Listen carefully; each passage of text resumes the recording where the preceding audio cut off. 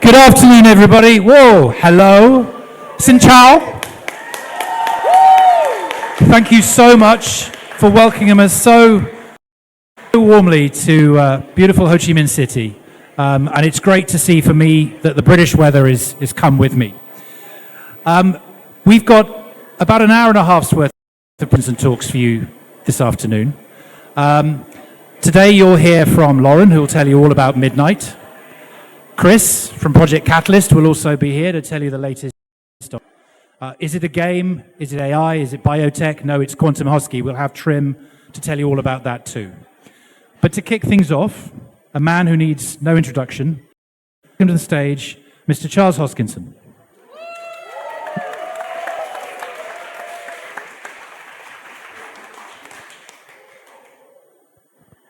Howdy. Hi, Charles. I'm just going to put Krajji right here. He's going on the tour with us. He already injured one of his claws. We're going to have to fix it. There's a story on that. Welcome, Vietnam. This is one of the best cryptocurrency markets in the history of the world. You know, Vietnam, fourth largest country in terms of cryptocurrency adoption in the entire world. Fourth. Over 21 million people here hold cryptocurrencies, $220 billion worth of cryptocurrencies floating around, a lot of it offshore. And actually, a lot of great projects came from Vietnam. Tomo Chain, Axie Infinity, Kyber. And this is a community that Cardano has known very well. In fact, this is one of the few places that knew about Cardano before Cardano launched on the market on Bittrex and Binance. There's a firm called Cardano Labo many, many years ago. And they actually hired many people. And some of you actually are part of that firm or used to be part of it and actually went and created your own ventures. So the first time I came here, I was just blown away by how fast things move. It's like traffic. You go to Korea, everything's slow. You go to Vietnam, it's like water. You get stone in the river and the water goes around the stone. Somebody falls off the moped, you know, everybody just drives around them. Everything's in motion here. Everything's going here. It's not. It really is. And people want to build things. People are excited about things. They're learning about things. Just this morning, I had a lovely meeting with some local partners, and we had time talking about zero-knowledge cryptography. And I saw their Markdown notebook, and they were dissecting papers that were written just a few months ago. And that's a truly incredible thing, that papers written from unis like Stanford, people here are reading them, translating them, breaking them down, trying to understand how to productize them, writing code quickly. That's magical. That's what cryptocurrency is all about. This movement has been extraordinary in general. When I first started, there were less than 100,000 people worldwide that used any crypto. It was just Bitcoin and Namecoin. Nobody uses Namecoin anymore. And I watched Bitcoin grow from under $1 to this Leviathan that's powerful and so big. 550 million users on its way to 1 billion. A $4 trillion ecosystem as big as NVIDIA, bigger than nation states. The US government buying, setting up a national reserve. So why is that?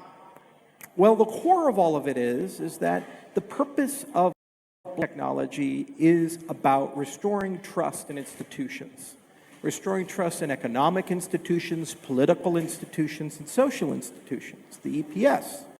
It's always been that way, but the technology did not meet the philosophy. When we first started, all we had was Bitcoin. You just move them around. It doesn't really do much. It's not. You can understand the vision, but there was nothing to interface with or work with. So then Ethereum came, and it moved us in that direction. And Cardano came, and it moved us in that direction. And now we have Midnight in that direction. But every step of the way, we gain scalability, and we gain programmability, but we get one step closer to that ultimate goal of having blockchains where if it's in the blockchain, you can trust it. When we look at all the problems in America or Europe, the strife, a lot of it comes from can't talk to each other anymore. We can't have conversations with each other. We see the same thing happen. In my country, there was a conservative commenter named who was assassinated And I remember I was boarding my helicopter right when it happened, and I saw the picture on my phone. I said, oh, wow, that's unfortunate. And within 12 hours, it was like 2 events had occurred. It just depended on people's politics. We saw the same video. It's the same thing, but we have radically different interpretations because facts. We have different interpretations of those facts. People aren't listening to each other anymore. And AI is making this worse because generative AI creates videos and pictures any way you want it. So you can just live any reality that you want. This is why the blockchain space is so prominent and so powerful and growing. So it's an appetite, a human appetite at its core to return to an objective truth, an objective reality. You can't change it goes in. Every transaction that's ever happened on Cardano is on Cardano. It's there. It's unchangeable. It's immutable. It's time-stamped. It's all. And it's the same for every transaction that's ever happened on Bitcoin or Ethereum. It's unchanging. It's immutable. It's there. Having systems like that to give you property rights for supply chains, having systems like that to help you with your medical records, to help out who owns what where. It just makes common sense. And when I first learned about that in 2010, it made sense to me, and everybody thought we. And now we have 550 million people who have decided to get on board. That's an extraordinary thing. And before the end of the decade, there will be 1 billion people using cryptocurrencies, and probably more than 50 million Vietnamese. Your own government's creating its own blockchain. It's called NDA chain. It's a very interesting technology. It's very performant, and they're talking about how to create public-private partnerships to bring people into the space. And that reflects just one of more than 100 governmental strategies. I was just in Korea for Korea Blockchain Week, and there they said, you know, we don't want to be left out of the AI race. So we want to create a sovereign AI system for Korea, and they're investing 1 trillion won, $77 billion to build their own AI system just in the Korean language, just for them to preserve their culture and heritage, because they're afraid that China big, Japan big, America big, they're going to get left behind because nobody's building something for them. And they said, you know, we need blockchain for that. One of the things they mentioned, we need to figure out a way to use blockchain for verification, for proof of work and machine learning and these things. It's the same in Japan. It's the same everywhere you look. Government has gone from we don't care about blockchain to we don't like blockchain to we have to adopt blockchain in some way. And what's so exciting about it is places in Vietnam are the tip of the spear. They're the fastest moving. They have the most agile people, the fastest adoption. So the ideas that come from these markets, if you're wise and you take them, they'll spread like wildfire throughout the entire world, which is why we look to Vietnam, not for investment, but for partnership, for jobs. In fact, we have some great products you're going to see today. And I said to Trym, who's building Quantum Hosky, and I said to Kriss, who's doing Catalyst, I said, you need to come to Vietnam. They say, what? I said, you need to come here to hire people.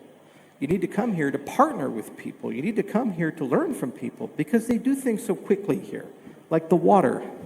They move around. They get things done. And in just 6 weeks, 12 weeks, 18 weeks, we can learn so much more. That's the magic of it. So it's a lot of fun, and it's been really exciting. You know, traveling for the rest of the world, what's also cool is how blockchain brings us all together. My good friend and chief of staff, JJ, he just spent the rest of his life polishing his college Spanish. He was down in Buenos Aires, in Argentina, learning tango, gaining way too much weight from bread. Me too. And you know what? It was so cool to be down there and just see the exact same environment. $100 billion has been converted in their economy to cryptocurrency. It's a $700 billion economy, which means that 1 out of every $7 in Argentina is in crypto. actually could be, before the end of the decade, the first country to have private money and actually be on crypto private money. Their leader's a little crazy. We like that kind of crazy. But South America.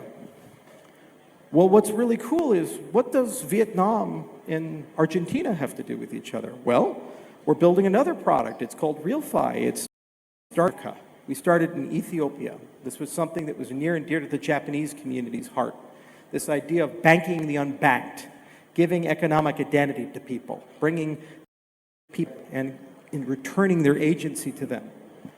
Well, we were developing identity products and lending products and all kinds of things, first in Ethiopia and now in Kenya and deployed in Uganda. And we said it would be a lot of fun to bring them into South America.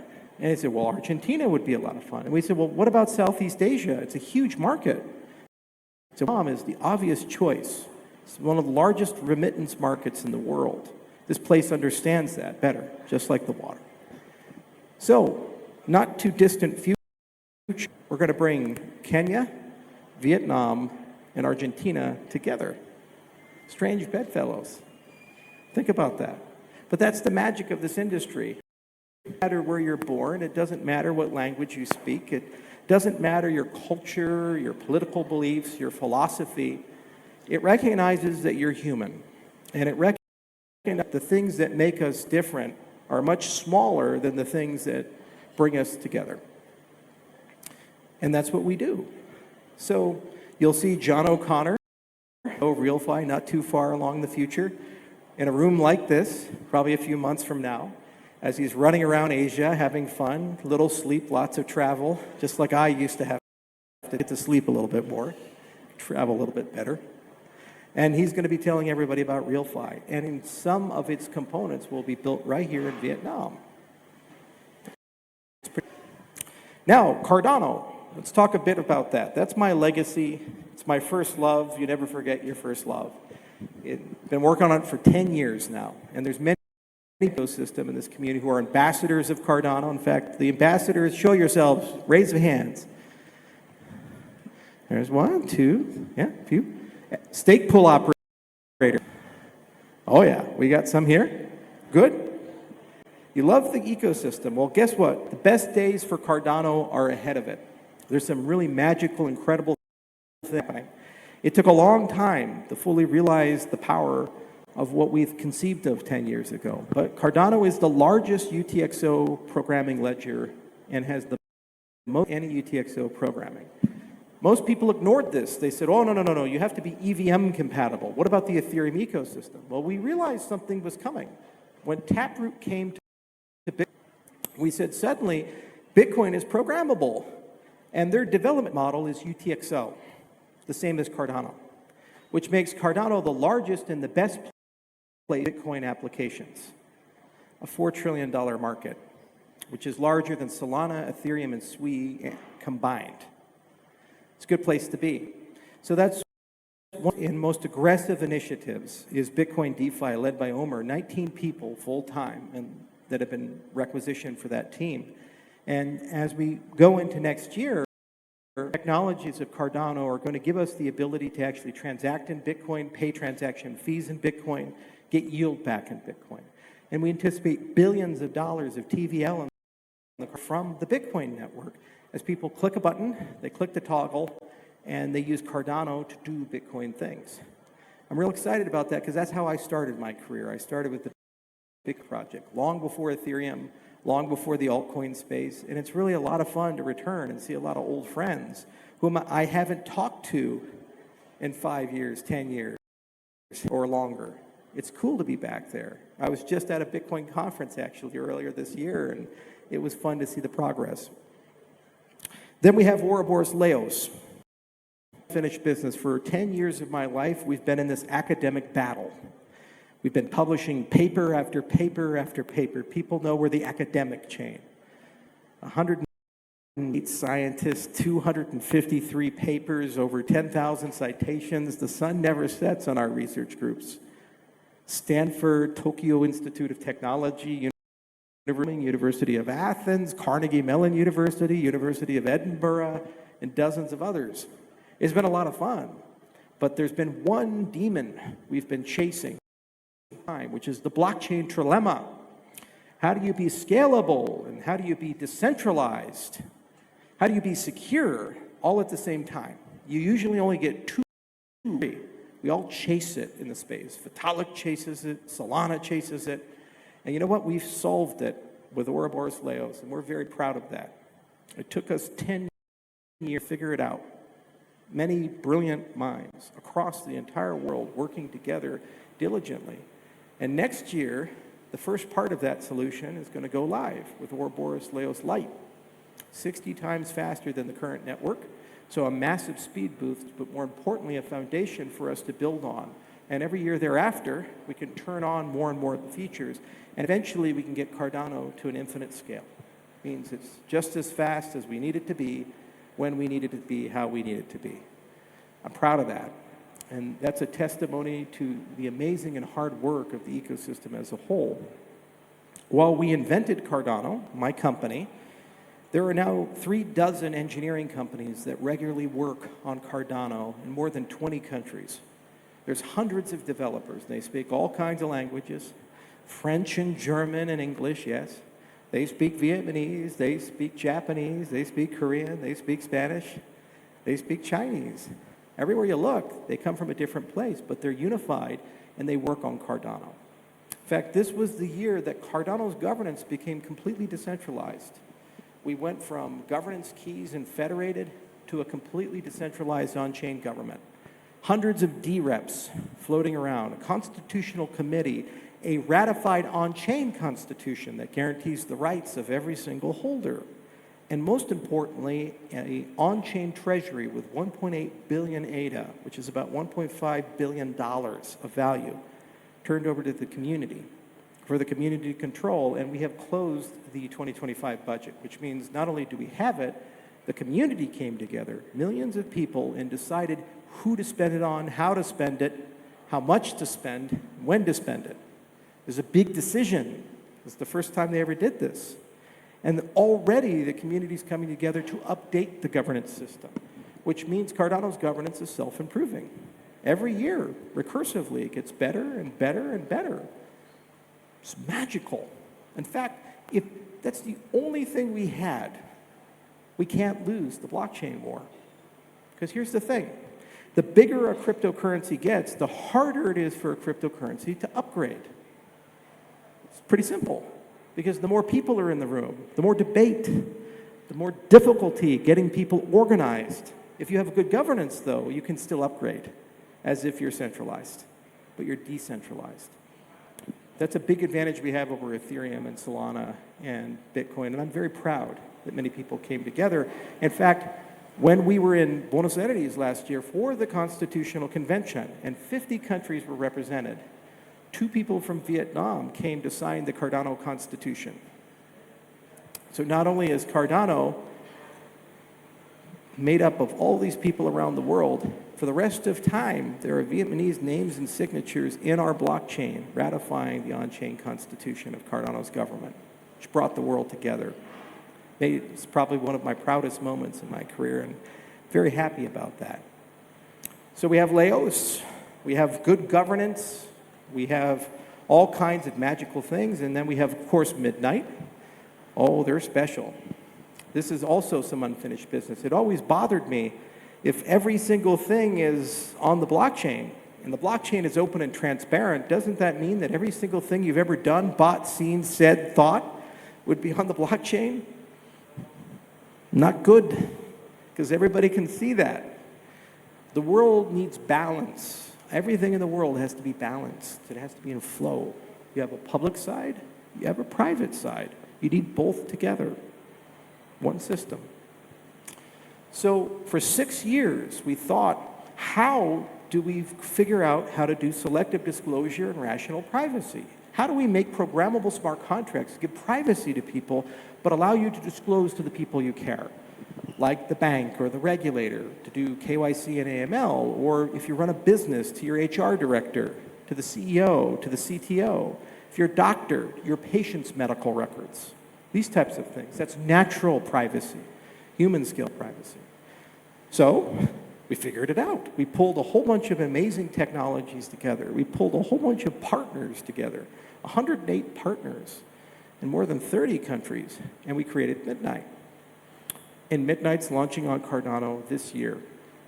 In fact, many of you know about it because you've participated in the airdrop for it. Nobody had to pay for Midnight. It was a gift to the world because you deserve that.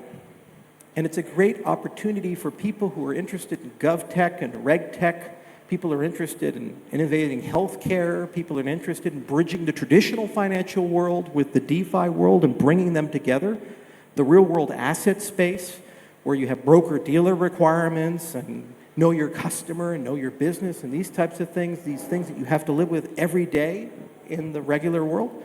This is the chain for you. And Cardano was designed to be modular. While it has this wonderful principal foundational base, it has these little modules that you can plug in. And we plugged in Midnight. And it upgrades Cardano to now have computational privacy and rational disclosure. Hardest thing I've ever done. Hardest thing the team's ever done. Blockchains were not meant for this. That's okay. That's what we do. We do it together. And you know, the Midnight Foundation is the partner that I've always wished I had. One of the big failings of Cardano is sometimes we're a bit of an island. People don't know too much about us, or they've heard about us, but they don't know how to visit the island. They don't know how to work with us. Haskell and formal methods and no real good marketing or these types of things. And you see all these other chains like Sui and Solana or Flavor of the Week. And they come by and they say, oh, look how great we are. Justin Sun goes to space with Jeff Bezos. They do these things. And Cardano is like some mystical place far in the distance in the horizon. The magic of Midnight is it actually forced the rest of the space to start talking about Cardano again. And I'm very happy about that. All those partnerships we made with Copper and Brave and blockchain.com and bitcoin.com brought 110 million wallet users in. The airdrop alone has already brought 156,000 claims, half of which are from outside of the ecosystem. And all those people had to make deals with Cardano. When they integrated Midnight, because it's a native asset on Cardano, they had to integrate Cardano at the same time. Some of them were even like, we like Midnight, we'll do that, but we don't understand anything about this Cardano. Can we skip it? We said, no, they're together. You have to do both. We forced them. We twisted it. I'll send Kraju on them. We did it. And that was fun. But now Cardano is no longer an island. It's a peninsula. We're connected to the broader cryptocurrency space. And all those missing integrations over the next 6 months to 12 months, we'll get them done. We will. And we'll get a lot more users from Bitcoin DeFi, and Laos will give us the scale that we need to be able to accommodate all those users. There's such a vibrant ecosystem, and it's getting harder and harder for me to know who's doing what where, because every day there's a new project I haven't heard of that I said I should probably know of. And that's why JJ and I, we talk so much, because he does all this commercial work, and he says, hey, have you heard of these guys? And I say, oh, that's great. Or, hey, have you heard of these guys? I have no idea who those people are. It's like, well, they're doing a lot of work. Oh, God. Well, bring them to the ranch. We've got to talk to them. And that's the way it should be.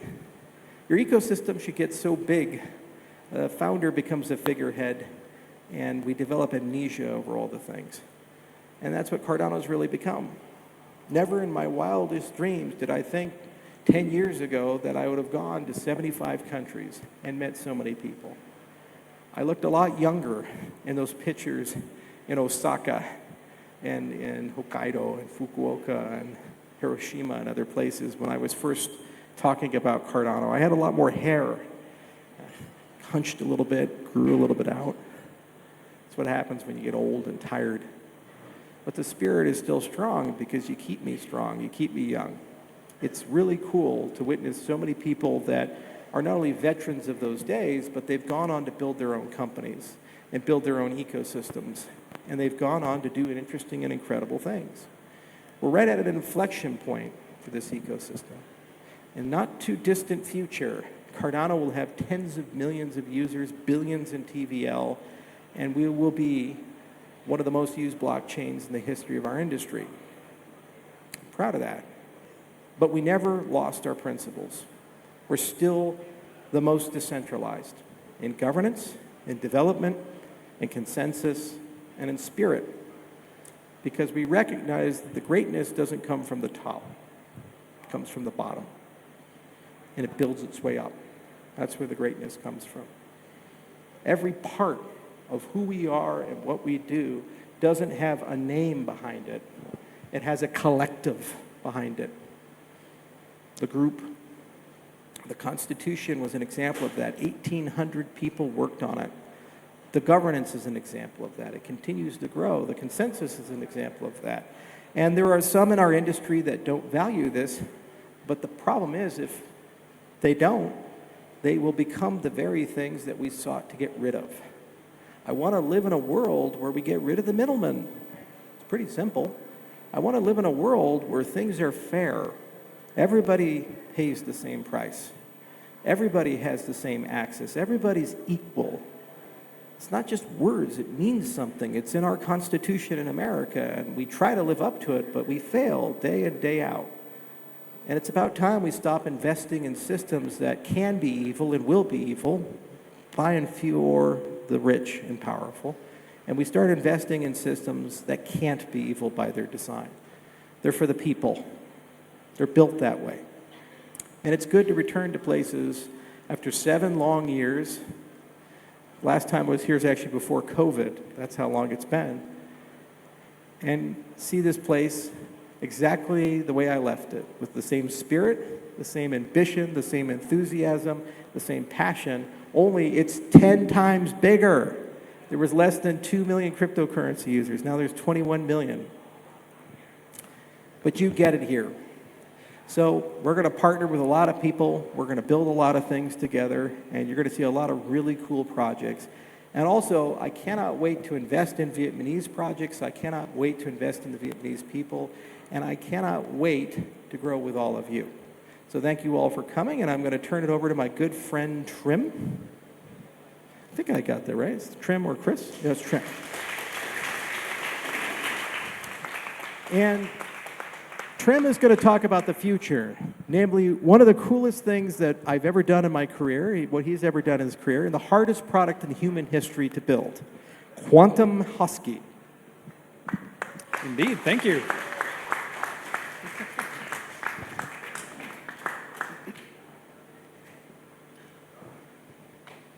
There we go. All right. Hi, everyone. My name is Trym. I'm, venture builder, but, to cut through the title, I'm the Quantum Hosky guy at the moment. I'm here to talk about one of the craziest projects I've ever touched. I've done a lot of different things in my life, but this really takes the cake. Quantum Hosky. First of all, what is Quantum Hosky? Quantum Hosky is it's a lot of things to a lot of people. And one of the challenges that I have with this project is really trying to explain it in a way that kind of appeals to everyone. So usually I try to tease out, who are you? What are you looking for? What's your interest here? But on a very, very high level, Quantum Hosky is the intersection of 2 very, very interesting worlds. It's the intersection between gaming, meme coins, community, lots of fun human experiences on one side, and some really, really, really crazy tech. Absolutely the future of technology on the other side.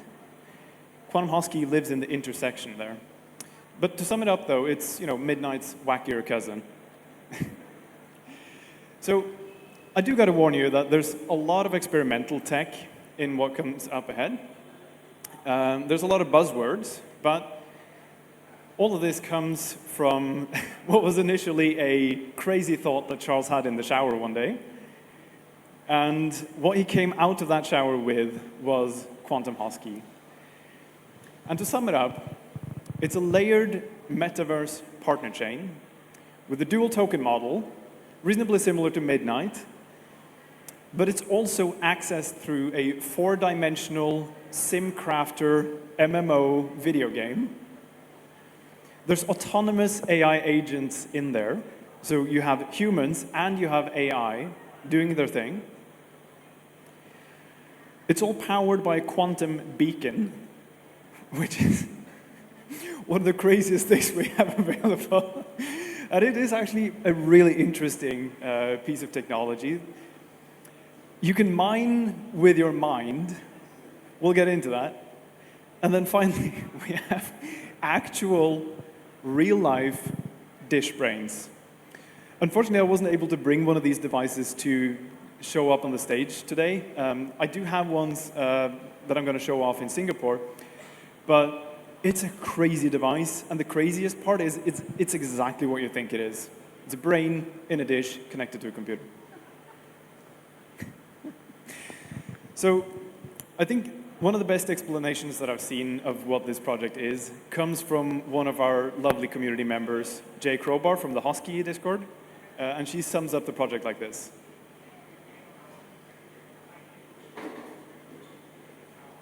So I've been a bit overwhelmed by all this new information coming out about Quantum Hosky. I'll try to simplify so that the average Hosky holder, the average meme coin degen, can grasp the concept of this never-before-seen gaming world. In this gaming world, you'll have headsets that can read your brainwaves, allowing you to mine with your mind. It'll all take place in a 4D non-Euclidean world. And everyone knows 4Ds is better than 3. Dish brain NPCs. Brains harvested in petri dishes will populate the game, giving it an AI component. Are we going to make it? Yes and no. Quantum randomness will allow the environment to change at any moment. There will be a glacial airdrop to meme coin communities across multiple blockchains. So you'll be playing with both Dishbrain NPCs and fellow degens. In conclusion, users will be able to log in with their brain, interact with AI NPCs, while quantum elements determine the landscape in a 4D non-Euclidean world.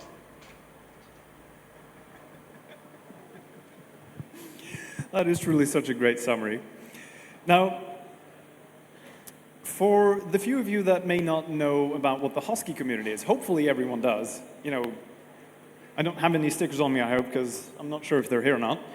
But the Hosky community is really a staple of Cardano. Whenever I think of Cardano, Hosky is one of the projects that comes to mind. It's, you know, you might be surprised to learn this, but it's the most held asset on Cardano outside of ADA.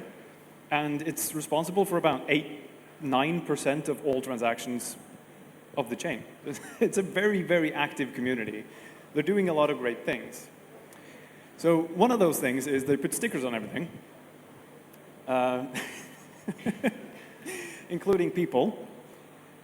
They are responsible for a lot of very low-quality memes. But at the heart, they are an absolutely great community. They have a very active Discord with a bunch of people that are sharing these horrible memes. They're tipping Hosky to each other, making fun of each other. They're spamming the DGen channel all the time. So if you join that Discord, you know, make sure to tag @jcrowbar if you decide to spam a little bit. You know, they make some questionable jokes at times, but they're a real community all over the globe, having all kinds of roles, and they're very, very passionate. They made this system called Proof of Onboarding, which is actually a great onboarding tool for people that have never heard about blockchain at all, or if they have, maybe they haven't heard about Cardano. This gets them set up with a Cardano wallet and some tokens in that wallet within 2 minutes. And one of the best things that I like about the Quantum Hosky, or the Hosky ecosystem, is that, you know, although they may appear, you know, somewhat combative on Twitter from time to time, you always end up hugging it out.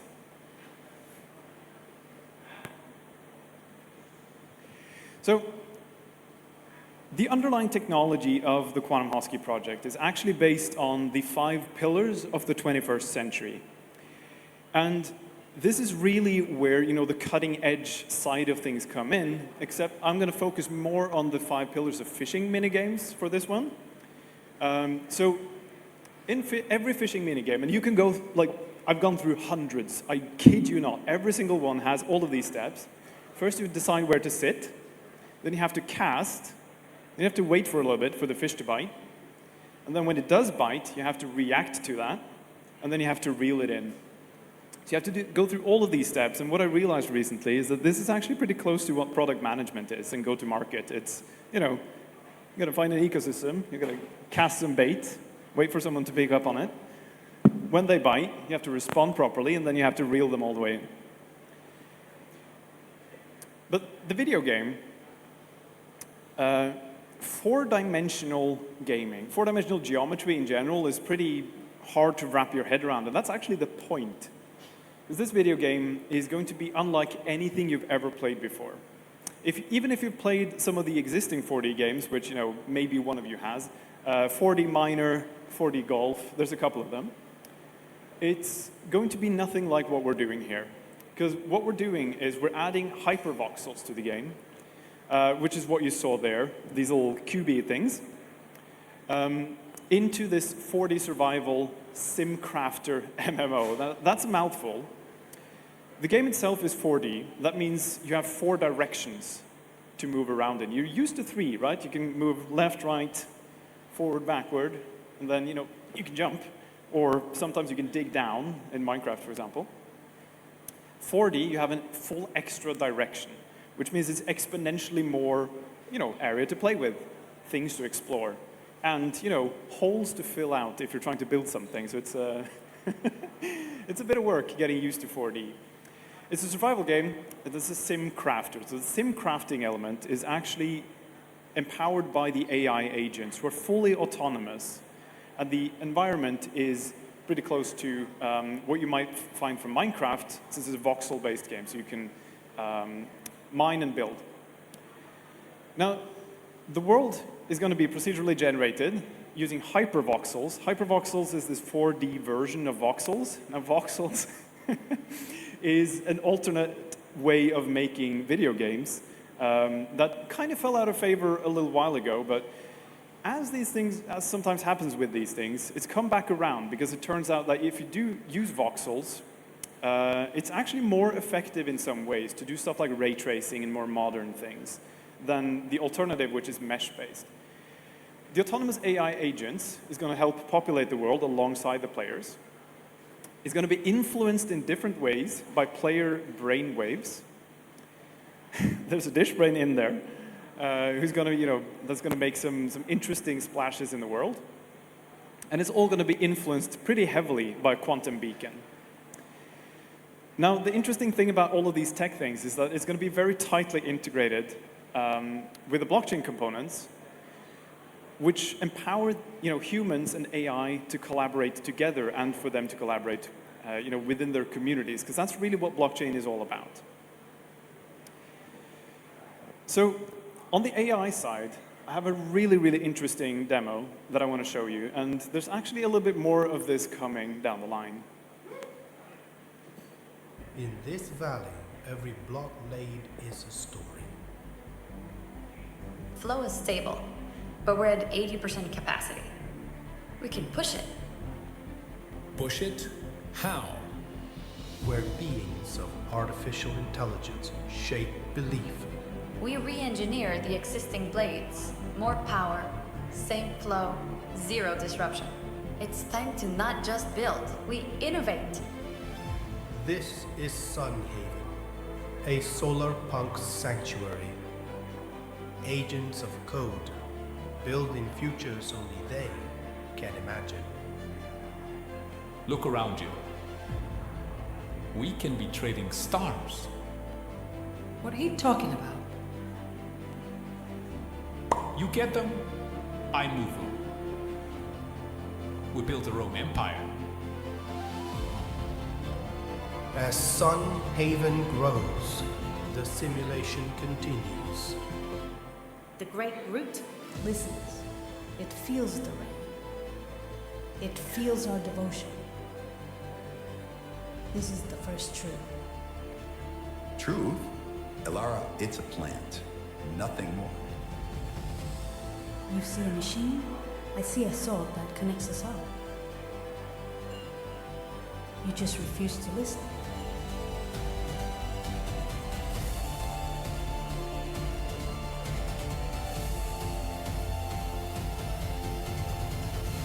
Sunhaven, a simulation by Dagger for input-output. So, what you just saw there is actually all AI agents. There's not a single player anywhere to be found in there. All of the decisions, all of the movements, all of the comments, even the economy of the world that they're sharing, the religion, the tree that they worship, and all of the ways that they solve the problems that they face, all of this is done fully autonomously by the AI agents. Now, in addition to the AI parts, we're going to have some brain parts. There's actually two parts to this. One is the EEG headsets, and the other one is the dish brain. Now, fun fact, we actually have a partner that we're working with on the EEG stuff that has a hardware shop up in Hanoi. So, we're pretty tightly integrated with Vietnam already. Now, the EEG stuff, what that actually does is it has these sensors that are placed in different locations outside of your head. So it's non-invasive. It's like just this device that you put on. And it can read your brain waves from outside of your head. And it can detect whether or not you're focused, whether or not you're stressed, relaxed, in a meditative state, maybe other things as well that we haven't even started exploring. What we're going to do is we're going to have this as an optional way to influence the game world as you're playing. So the dish brains, this is actually very crazy. There's a company called Cortical Labs based out of Australia, and they have these devices. They look like this, and inside this device, there's a pump that functions pretty much like a heart, and it sends fluids into a computer chip where there's brain matter growing. And then it filters that fluid to keep this brain matter alive. And what you can see here is a live view of what the actual neurons, how they're activating as this dish brain is playing the game Pong. So you can see the different activations of the neurons that are on the chip. Now, this is pretty similar to AI in many ways, except this is a biological computational unit, and actually trains faster than a lot of AI on various tasks. So for example, complex visual breakdown tasks and different things that AI might struggle a little bit with, these tend to do a little bit better. And the weirdest thing I learned about these things is that each individual dish brain actually has a favorite scientist, because there are different people that are dealing with them, sending them signals, training them to do things. And apparently, when there's one person handling it over a long period of time, if someone else comes and handles it the next time, they perform worse in the tests. And they don't know why. They just have a favorite human. Now, the quantum beacon. Initially, it's going to be based on photon beam splitters, where you have a photon coming from the side, and you have the polarity of the photon is a quantum phenomenon, so it's truly random. And there's a 50-50 chance of it going through or being deflected, and this is what is the basis of the random number generator. So this is true random number generation instead of the pseudo-random number generators that we're used to from today.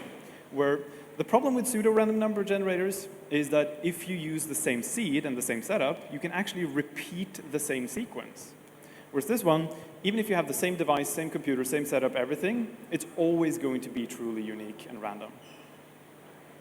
So the way that we're planning to have this influence the game world is to select regions of the world at random and scramble them to kind of reconstitute the contents of those regions of the world. So how does 4D work? So you might be asking yourself, well, 4D, 4D space-time, right? Maybe it's just time, the fourth dimension. That's not the case. What we're actually talking about is another spatial dimension. So you have X, Y, Z, and W. So the fourth dimension is not really special in any meaningful way. So it's exactly like your right or your left. It's just another direction that you might be able to go. But when you put this into, our frame of reference, we're used to a 3D world, so we can't really think like, okay, but how does that look? How does that feel? That's what you're going to be learning and kind of forced to learn by playing the video game. So there's a great explainer online, and I really recommend checking out this guy, Mashpo. He's made a video game called 4D Miner. And as an explainer for what 4D is, he devised this little demo with Frank the Frog. Now, Frank the Frog is a 2D being in a 3D world. And what you can see here on this side is Frank's perspective of the game world.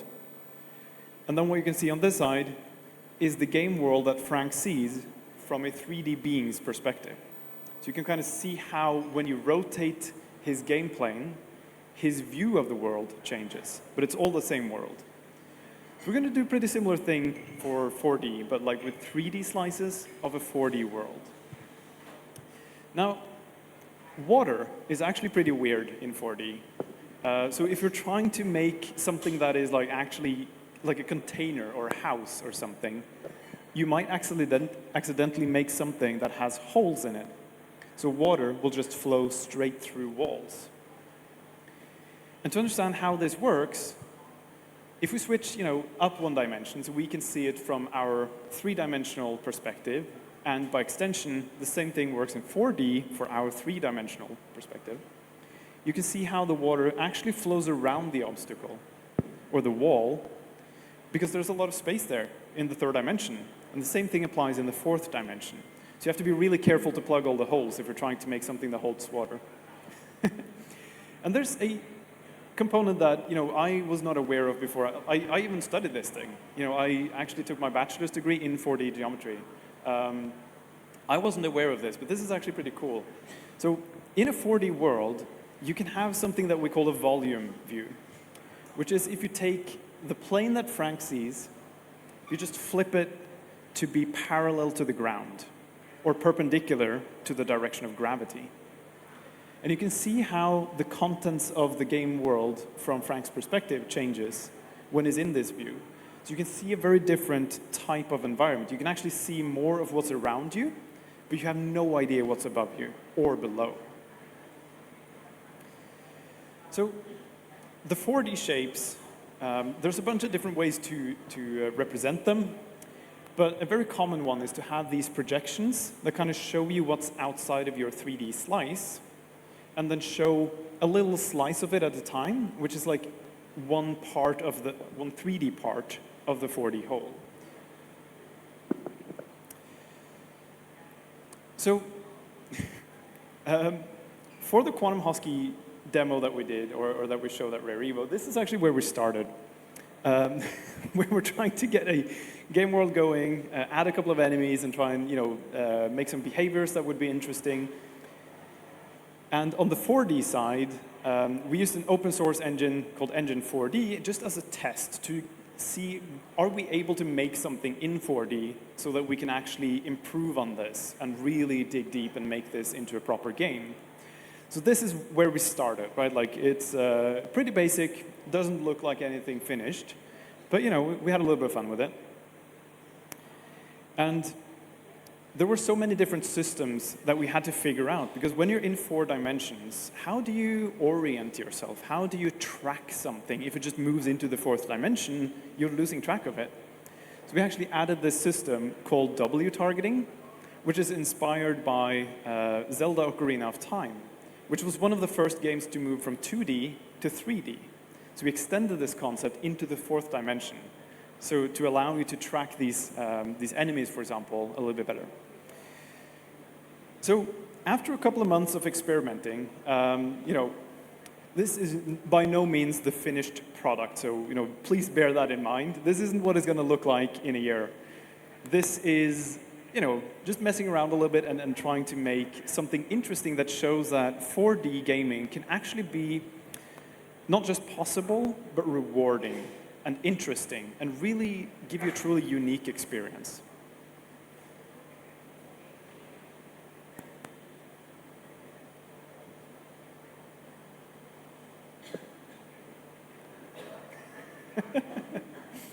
The buffer experience, as we call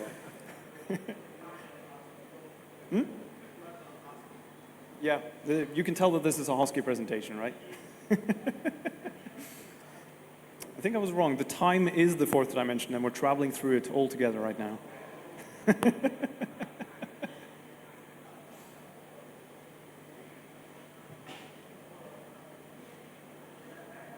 All right, well, while I have some time. Oh. All right, let me see if this works.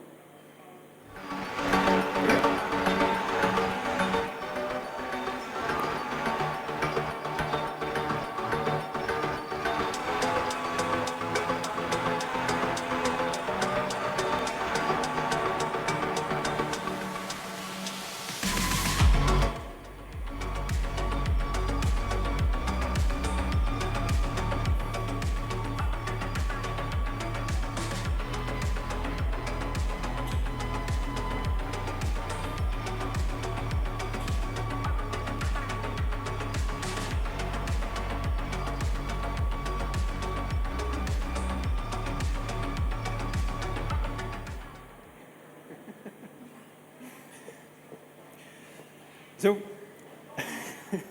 if you have any queries about Quantum Hosky, anything you're wondering about, or little shout out, if you are a game developer or know any game developers in the area, anyone in the whole stack of game development, it could be a publisher, it could be anyone doing indie game development or anything like that, studios, have them reach out to me, because I want to get in touch. I'm building a Rolodex, and we're looking to do some interesting things. And with that, I think it's time for me to hand over to Lauren from the Midnight Foundation.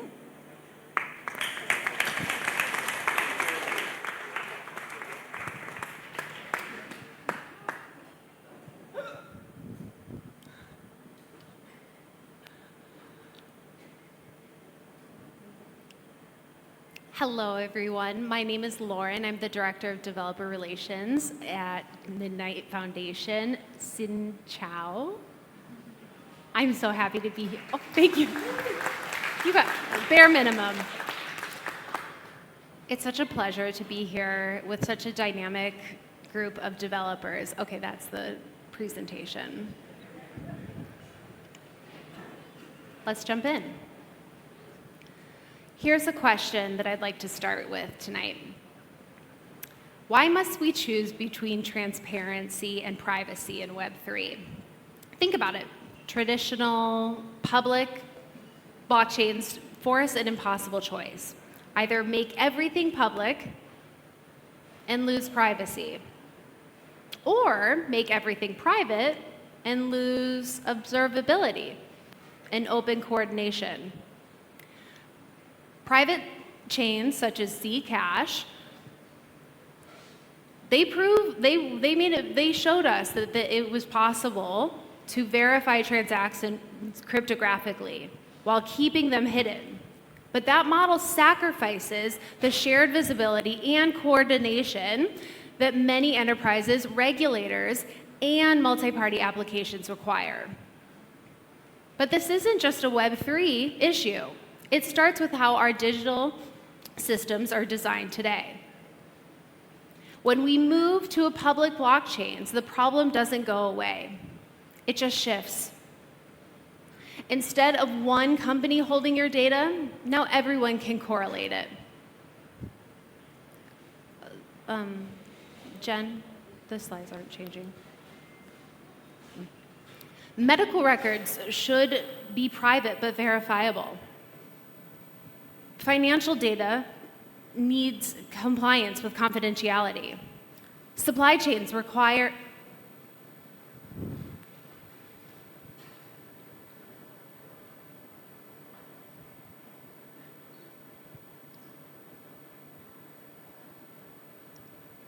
Are we good? Okay, cool. Supply chains require proof, but must protect their competitive advantage. What if I told you that there's a third option? What if you could have both transparency and privacy? Well, that is what we're here to talk about today. Blockchains were designed for radical transparency. Every transaction, address, and interaction is visible to everyone, forever. That's powerful for trust, but it's also a deal breaker for many real-world applications. Finance, counterparties, and trading strategies are sensitive. Identity, age, residency, and KYC data are personal and regulated. Lastly, supply chains, pricing, and partner relationships, they're confidential. Developers end up stuck in a false choice. It's transparent, but exposed, or private, but opaque. That's why so many promising projects never make it past prototype. This is exactly why we built Midnight, to free developers from this false choice.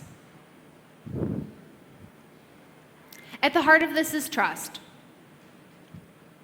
Trust is the foundation of every financial system, every healthcare record, every supply chain. When trust is broken, adoption fails. Blockchain was meant to answer the trust gap. A shared ledger where anyone could verify transactions without relying on a single authority. And yet, in practice, we've seen cracks appear. Cracks big enough to undermine confidence. In 2024 alone, over $2.2 billion were lost to hacks. $2.2 billion. And 83% of enterprises still stay away from blockchains because of privacy concerns. The very technology that's supposed to build trust is ironically failing to win it. But here's what really gets me. It's not just the money. We're watching major initiatives fail left and right. IBM's TradeLens, which was supposed to revolutionize shipping, Marco Polo in trade finance, Contour in shipping supply chain. These weren't technical failures. The code worked. The infrastructure was solid. They failed because they could not solve the fundamental privacy paradox. Every week we see the same thing. A company wants to use blockchain for transparency and trust, but then they realize they can't put their actual business data on a public ledger. Their competitors would see everything, every contact, every transaction. Their customers would lose confidence because nobody wants their personal financial data exposed forever. The regulators would step in because publishing sensitive regulated information on a public immutable ledger often violates compliance, GDPR, and data protection laws. So what are we to do? We build overly complicated, complex, centralized systems that defeat entire purpose of going and using the blockchain in the first place. We need a better way. Have I convinced you that we need Midnight yet? I feel like I'm a sales pitch. I'm a developer, I swear. A way where developers can build with programmable privacy, revealing only what is necessary when it's necessary. So, this is where Midnight comes in. Midnight lets you build decentralized applications where transparency and privacy finally work together, using selective disclosure, zero knowledge, and dev-first tooling. That's my one-sentence definition, but we will unpack it, I promise. Our mission is simple, but revolutionary, to bring rational privacy to the blockchain. So what do we mean by that? Rational privacy is privacy with utility. So not privacy for its own sake, but privacy with purpose. Think of it as a philosophical and technical approach to data protection, with an aim to strike a balance between complete anonymity and full transparency. It provides audibility without exposure. You can share information with your accountants while reducing liability by minimizing the amount of sensitive data your company holds. And here's the important contrast. It's not about hiding everything either, or exposing everything as well. Traditional systems force that binary choice. Midnight takes a different path. It empowers programmable privacy. You control exactly what you reveal, to whom, to and when. To whom and when. That's important. Our vision is that utility should never come at the expense of privacy and ownership. You should not have to choose between building something useful and protecting sensitive data. So let's make this incredibly practical. Imagine you're applying for a job. With Midnight, you can prove your age without revealing your date of birth. You can demonstrate your qualifications without exposing your entire work history. You can prove your prior employment and provide verifiable resume. In finance, you can prove that you have enough collateral for a loan to buy a house without exposing your full account balance. Or trading positions, you can verify your salary without showing your bank statements. In healthcare, you can qualify for a medical trial without sharing your full DNA profile. So, that's pretty powerful. That's the power of programmable privacy, proving just what's necessary, nothing more. Enabling freedom of choice, and that isn't just theoretical, it is already working today. So, that's the promise, programmable privacy. But as developers, I hope that you are wondering right now, Lauren, how does this actually work? Show me the code. What does this look like in practice? How does Midnight allow me to prove facts without exposing the underlying data? So let's walk through it. This is where the architecture comes in. Midnight represents the next evolution in blockchain architecture, a fourth generation, if you will. So of course, the first generation was digital currency, pioneered by Bitcoin. The second generation was smart contracts, led by Ethereum and its ecosystem. The third generation was proof of stake and Cardano and others. And now the fourth generation is programmable privacy with Midnight at the forefront.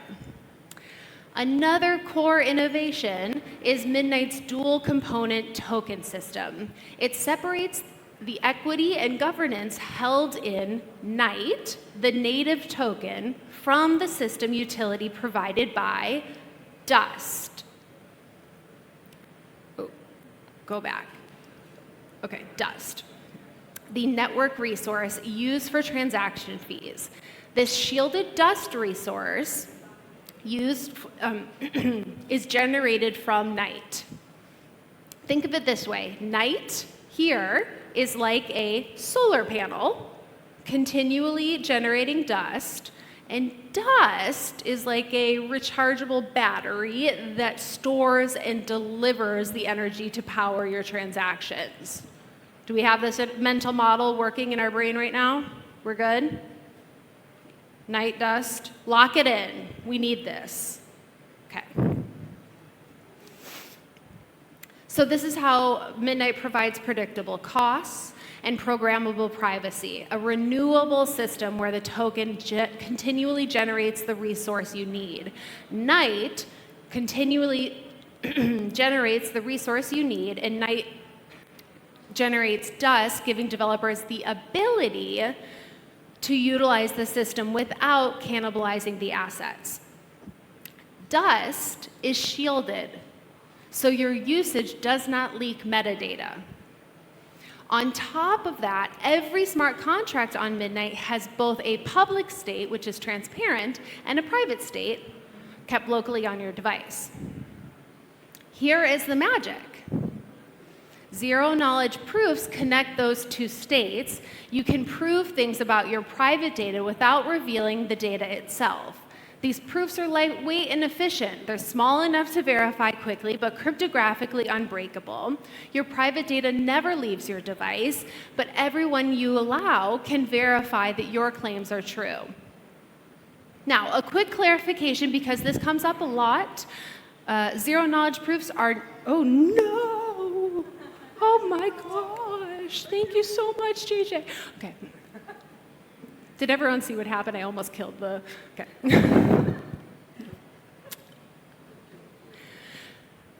Proofs, roll-ups, not proofs, scalability, privacy, we're in this world and not that. So, traditional systems are binary.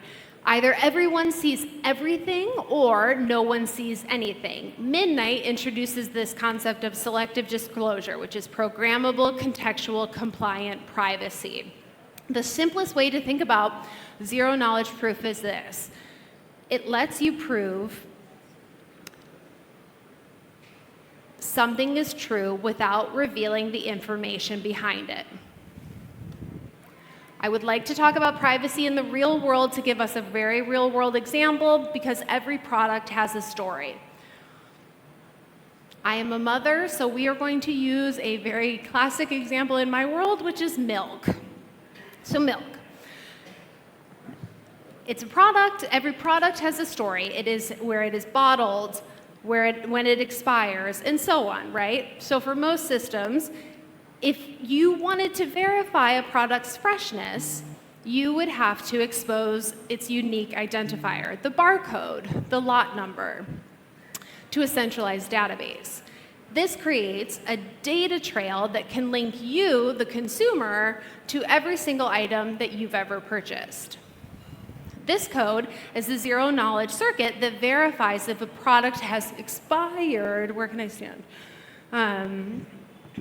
The user's DApp uses a private timestamp of when the product was bottled and a known public max age from the contract to perform a calculation right on the device. The raw data, not even the bottling time, never touches the public blockchain.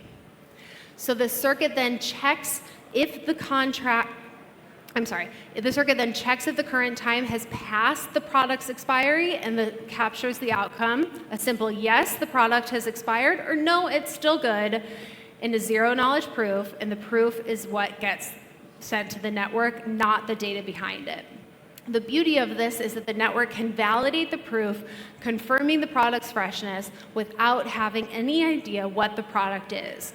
The retailer system gets a real-time on-chain validated it's expired or it's safe to sell answer without retaining any private data about the product's origin or the user.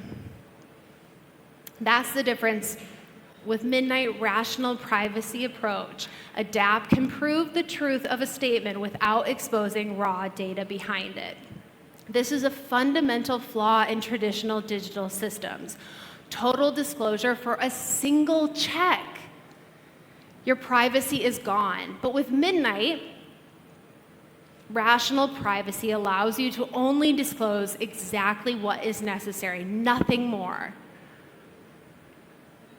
We can take this a step further. What about something like an event ticket, a travel pass, right? A digital voucher. In the physical world, these are anonymous, but they're easy to counterfeit.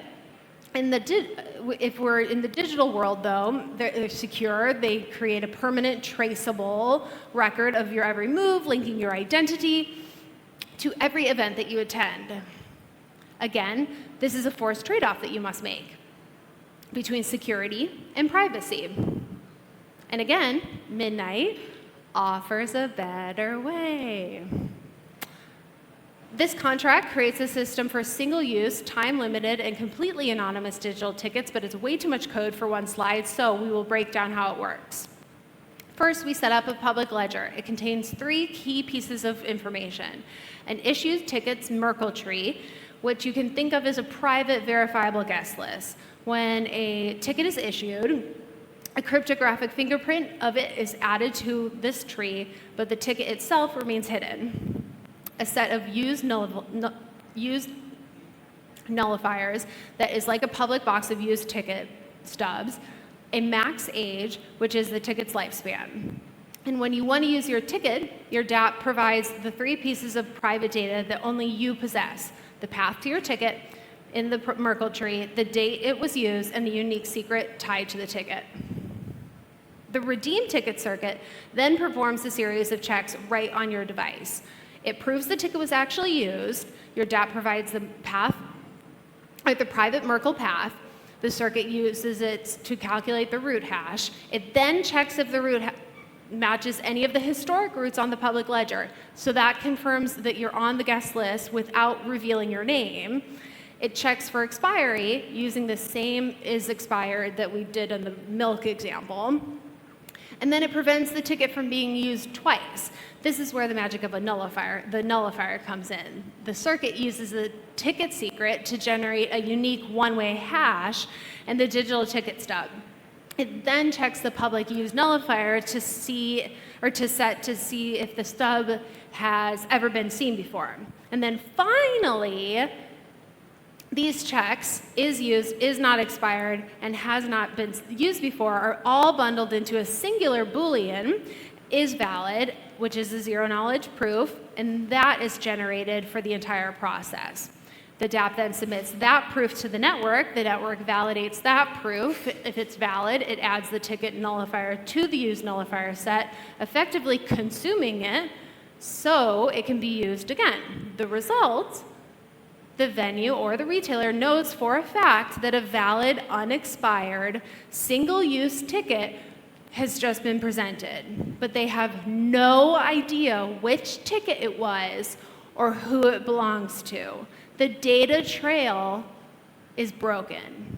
Your privacy is preserved. The data is perfectly secure. And that, ladies and gentlemen, is rational privacy in practice.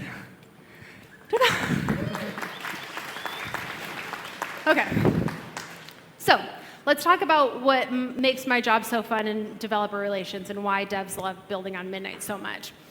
First, you know already the language. If you can write in code in TypeScript, you're practically there.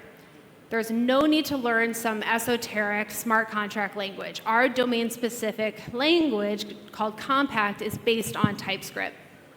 So back to that original bit of code is expired from the milk example. If this looks an awful a lot like TypeScript, it's basically TypeScript. So sure, there's some minor differences in the primitive types and a few additional reserved words, but the learning curve is very minimal. But you might be wondering, Lauren, do I need to be a ZK cryptographic expert to build on Midnight? The answer is no. We have completely abstracted away the complex math, so you do not need to focus on that side of things, just the logic, the use cases, the fun side of it. What are you going to disclose and what are you going to obfuscate? So it's like the metaphor was driving a car. You don't need to understand the engine, you just push the pedal to get where you're going. Second, you won't be caught off guard by speculative gas spikes. Fees in Midnight are paid in dust, a renewable network resource automatically generated by holding night. So this means that developers don't need to buy a volatile gas token on the open market. While fees still can vary depending on block demand, the model is far more predictable. You know where your fees come from, you avoid sudden market-driven price swings, and your usage stays shielded from leaking metadata like on traditional blockchains. Third, you get real developer tools. Integrated editors, familiar debugging, and standard package management. Everything you'd expect for the modern developer stack. There are over 20 million TypeScript devs worldwide, and they can all build on Midnight immediately. The numbers speak for themselves. I think this is even an outdated slide at this point. We've seen over 14,000 smart contract deploys already so far on our testnet, and over 24 billion Night tokens have been claimed across the 8 different blockchains. So, what can you actually build? What are people doing so far? Here's some real examples of what partners are doing right now. In financial services, we're working with Webisoft to build private dark pools. Imagine being able to trade millions of dollars worth of assets without exposing your positions to competitors. You can prevent front running while still maintaining full audit trails for compliance. In healthcare, we are working with Nexifuse to build medical record systems where doctors can share test results with specialists without exposing a patient's full medical history. Healthcare compliance becomes automatic, not an afterthought. For identity and verification, you can create autonomous voting systems that verify someone's eligibility without tracking their individual vote. This will be perfect for DAOs, for governance, or even for elections, of course. And then for supply chain, you can track product and authenticity without revealing your business's relationships. Your competitors cannot see who your suppliers are, but customers can verify that your products are genuine and authentic. The common thread here is that all of these applications need both transparency and data protection. Traditional blockchains force you to choose. Midnight empowers you with both. So, what makes Midnight different from everything that came before are three things. Programmable privacy. You decide what to reveal and when. Builder-first design, great tools, docs, education to lower the barrier to entry. Use case alignment, solving real problems in identity, finance, healthcare, supply chain, AI, beyond. If you're excited about this tech and you want to start building, here's how you're going to get started. Join our Midnight Academy. It's free, it's comprehensive. We'll take you from TypeScript to Compact. We'll teach you about zero-knowledge proofs. We'll go all the way. It's completely from soup to nuts. We'll walk you through building real projects. Plus, you'll get some expert mentorships throughout. Second, participate in our hackathons. We run regular competitions with substantial prizes. You'll be part of a global community. Builders are building direct, and we're supporting them actively. We have virtual and in-person. Access our testnet. It's a live environment where you can test everything. We have documentation, working examples, gamified learning, an active Discord, a forum, and a community. Fourth, explore partnership opportunities. We have grant programs, promising projects, technical support for enterprises, and go-to-market assistance. People are already building amazing things. DeFi protocols with private trading, identity systems with selective disclosure, supply chain tracking that protects competitive advantage, healthcare applications that are compliant by design. I went to our ecosystem catalog and I just scrolled, was blown away. 109, 108? It's amazing.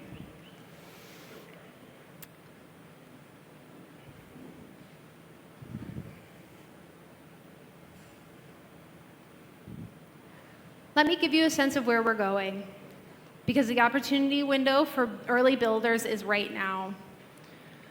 The developers who start building today will have the biggest impact on where this technology goes. Testnet is live, Glacier Drop is live, go claim now.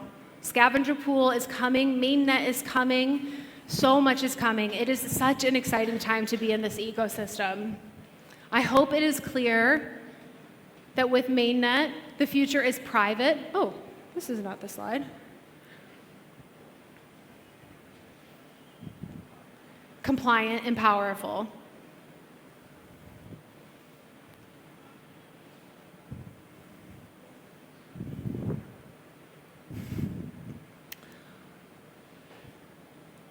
The problem, I'll review what we went over today. The problem is that we're forcing developers to choose between security and transparency. Enterprises are forcing you to choose what you're putting on sensitive data on the blockchain Midnight's programmable privacy offers a solution to that problem with selective disclosure. You control what to reveal to whom and when. The technology is a fourth-generation blockchain with a dual-state architecture where private data stays on your device. Public data can verify your claims, all through zero-knowledge proofs. Share proof, not data. The tokenomics, a renewable model where night is like the solar panel, continually generating dust, the rechargeable resource that powers your transactions. The experience, TypeScript-like development with predictable, stable costs. If you are a developer, you can start building immediately. The opportunity, build applications that are impossible with other technology. Create the applications with the freedom to associate, join in commerce, and support expression. This is your call to action, everyone in this room. Do not just build on the blockchain. Build the future of the blockchain.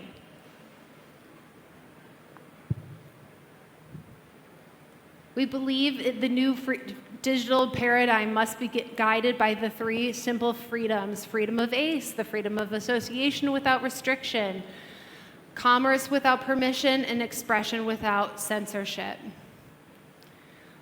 Start learning by joining Midnight Academy for free, comprehensive training.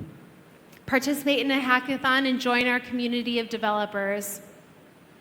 The privacy layer of Web3 has been waiting for, that we all have been waiting for. It's finally here. Your opportunity to be a part of the revolution starts right now. You can visit midnight.network/developers because what we are building, what was once impossible is possible. Thank you. Come on.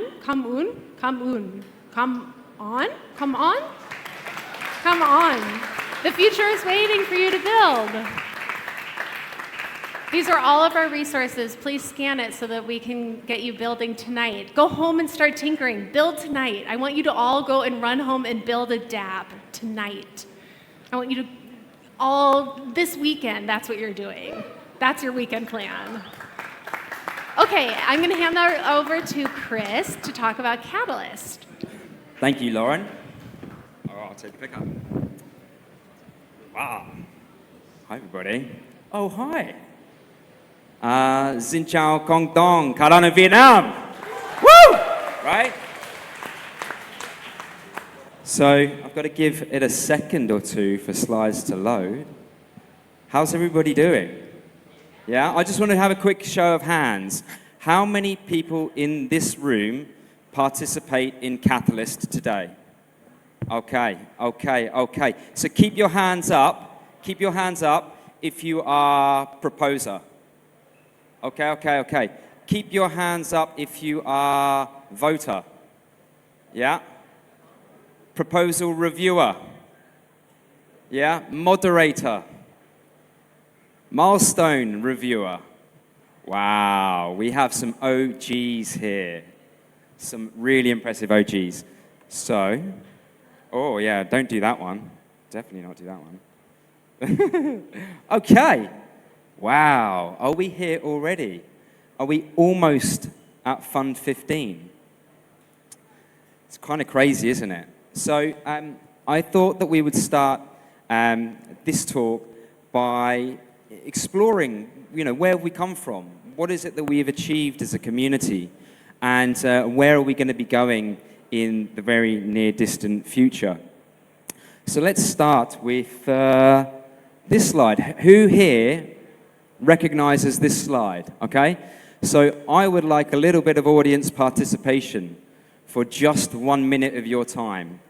So I am going to give you, and everybody at the back that knows this slide very well, Marek and Lucio in particular, I would like you guys to lead, but what I want is the entire room to read the slide with me. Okay? Okay? So I'm going to give you 3. I'm going to count you down. I want you to all give it your best. But we do this every single week on Catalyst Town Hall, 206 episodes in. And we're going to do this, okay? So ready? In 3, in 2, in 1. Welcome to the experiment. Things may break, lack documentation, differ greatly between iterations, disconnect, disorient, overload, and inspire. But our goal is really to provide you a safe and lively environment for you to explore the highest potential of human collaboration. Woo! Right? Had I thought about this, I would have put it in Vietnamese and it would have been much easier. But thank you for humoring me in the first instance. Okay, so this is what we do to kick off every single episode of Catalyst Town Hall, a way to break the ice and introduce what it is that we're going to be talking about. So what is it that we're talking about today? Well, let's reflect back on what it is that this community in Vietnam has achieved. So first of all, Catalyst has been running for 5 years now, right? We hit our 5th anniversary just a couple of days ago, really. Last week it was. And in that time, nearly 300 million ADA has been allocated to teams all around the world, to more than 100 countries. And guess what? In Vietnam, nearly 10 million ADA of that 300 million, almost 3%, has been distributed to projects in this region.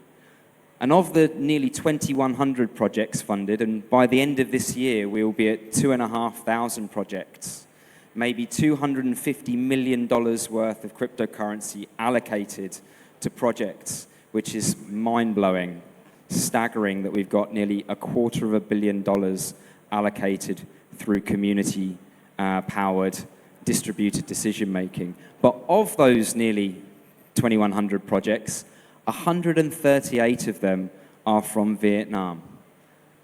That is staggering, really. This is more projects are launched in Vietnam than any other country in Asia. So give yourselves a round of applause. Woo! Right? And if we talk about success of these projects, how can we not talk about the all-powerful, the mighty MinSwap, and the team here that have created one of the most important decentralized exchanges in Cardano today? But we can't talk about MinSwap without talking about everybody else in the community, right? C2VN, Cardano to Vietnam. You guys have been building the future builders' competencies by rolling out university-grade courseware and training up next-generation developers, right? This is amazing, amazing stuff. You guys are spreading the good word about Cardano far and wide through institutions that are creating skilled developers and resources for the future. Beyond that, numerous books have been translated, right? Mastering Haskell was first translated into Vietnamese before anything else, right? Cardano for the Masses has been translated into Vietnamese. So I know that without those foundational books being translated, maybe this ecosystem wouldn't have grown quite as quickly. So it's super great to see these books being translated, being used, creating users, developers, applications of the future. And then how can we forget? We have like Hanoi Student Hubs. We have Cassia or Cardano Asia, that you guys are building the community, right? You guys are creating the events, driving local engagement, bringing new people and builders onboarded into Cardano. And it's been my real pleasure to meet Duck Tiger here today, who has been part of Catalyst pretty much since the start. So again, congratulations to Duck and all of the people here that have been building. Okay, so we've talked a little bit about the past. Why don't we start talking a little bit about the future? So we're currently in the middle of voting for Fund 14. And in just a few weeks' time, we will launch Fund 15, right? In Fund 14, we're seeing the introduction of a new type of voting, quadratic voting, which is going to smooth out the influence of larger ADA holders and actually push the decision-making power right down into the control of the very many, rather than, potentially the very few, which is an amazing achievement. I cannot wait to see the results and then see what we can learn, how we can refine it, and we can make governance and community-powered innovation even more equitable, even more fair, even more representative of your voice, not just voices of well-known influencers or big projects that happen to have a lot of ADA. So yeah, that's Fund 14. Fund 15 is going to be launching right around the corner, so I hope you guys are beginning to think about what ideas you bring. We've heard from a bunch of great speakers today. Charles kicked it off talking about the real need for programmable privacy, giving some really great use cases as to why we need privacy-preserving, blockchain-enabled applications, right? On the public side, I want to see property records, out there for everybody to see. We want to see the digital, decentralized, and that's the important part, decentralized digital identities being able to be, of the public record, right? But from the privacy related side, I don't want every single transaction that I've ever created to be on the blockchain, nor do businesses want to release their business secrets for everybody to know, right? So this world of public truths on one hand and private truths on the other are so, so important. And this is why we need to think about, well, what does Catalyst really mean? And Catalyst has always been about what is coming next? What is coming down the road in 6 months or 12 months or 2 years or 5 years' time that we can use grassroots, community-driven innovation to try to bubble up and find the great ideas of tomorrow. So with that in mind, it gives me really great and immense pride and pleasure to introduce and make an announcement here on stage for the very first time with you guys here in Vietnam, right? Are you ready for this? Yeah? Yeah? Okay, so in Fund 15, it gives me great pleasure to announce that we will, of course, be running Cardano-related categories and innovation. But we will also be welcoming the partnership of Midnight and Project Catalyst to bring to bear great new privacy-enabled applications that you guys are going to build, right? This is exciting, yeah? Yeah? Okay, so Fund 15 is going to be 20 million ADA plus a great contribution from the Midnight Foundation. And this is to kick off some pilot experiments into our partnership about how do we start seeding and building privacy-preserving applications. So $250,000 worth of USDM is going to be committed, and this is going to help you guys to start building the very first compact dApps through Catalyst. So you guys will have an opportunity to take these great ideas that have started kicking around since Lauren's presentation, and you'll be able to submit these as part of a dedicated Catalyst category into Fund 15.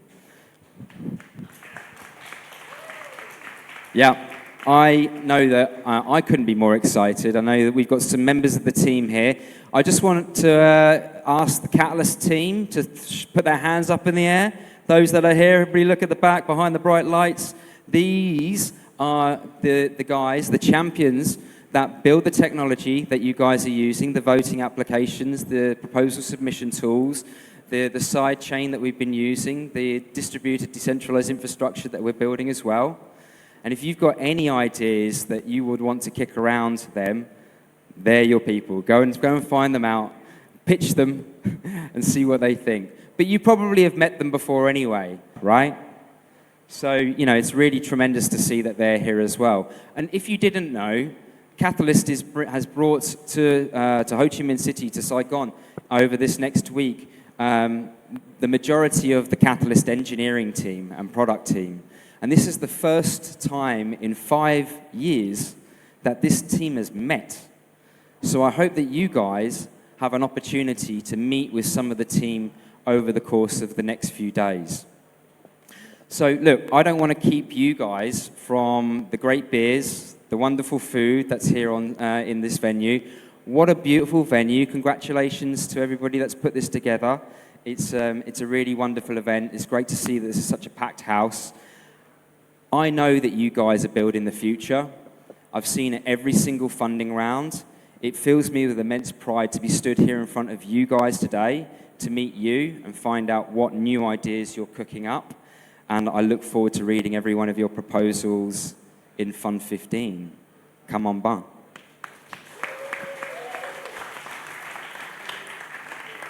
Oh, and I should hand back to Tim, if he's about ready. I'm sorry, I got carried away by that amazing news. So Catalyst and Midnight together, great opportunity for builders there. Very, very exciting news.